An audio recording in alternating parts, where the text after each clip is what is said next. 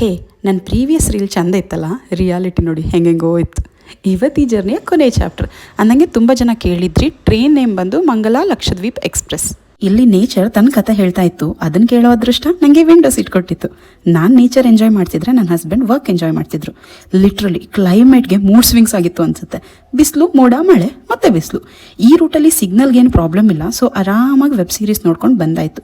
ಸಂಜೆ ಆಗ್ತಿದ್ದಂಗೆ ಬೀಚ್ ಎಷ್ಟು ಹತ್ತಿರದಿಂದ ಕಾಣಿಸ್ತಿತ್ತು, ಇನ್ನೇನು ಊರು ಹತ್ರನೇ ಬಂದ್ಬಿಡ್ತು ಅನ್ನೋ ಫೀಲು. ಬಟ್ ಮಂಗಳೂರು ಸಹ ರೀಚ್ ಆಗಿರಲಿಲ್ಲ. ಇಷ್ಟೊತ್ತೇನೋ ಆಸ್ಥೆಟಿಕ್ ಪೋಸಲ್ಲಿ ನಿಮಗೋಸ್ಕರ ಕೂತೆ, ಬಟ್ ಇವಾಗ ನಂಗೆ ಕಂಫರ್ಟ್ ಬೇಕಪ್ಪ. ಪ್ರಯಾರಿಟಿ ಅಲ್ಲಲ್ಲ, ರಿಯಾಲಿಟಿ. 7:15ಗೆ ಮಂಗಳೂರು ರೀಚ್ ಆದ್ವಿ, 9 ಗಂಟೆಗೆ ಉಡುಪಿ. ಈ ಟ್ರೈನ್ ಜರ್ನಿಗೆ ಒಂದು ವಿಲನ್ ಇದ್ದಾನೆ ಗೊತ್ತಾ, ಅವನ ಹೆಸರೇ ಕ್ರಾಸಿಂಗ್. ಆಲ್ಮೋಸ್ಟ್ 1.5 hour ಡಿಲೇ ಆಯಿತು ಗೊತ್ತಾ. ಸೊ ಫೈನಲಿ 12 o'clockಗೆ ನಮ್ಮ ಕುಮಟ. ಊರು ಕಾಣ್ತಿದ್ದಂಗೆ ಆಗೋ ಫೀಲಿಂಗ್ನ ಎಕ್ಸ್ಪ್ರೆಸ್ ಮಾಡೋಕ್ಕೆ ನಂಗಂತೂ ಬರ್ತಿಲ್ಲ.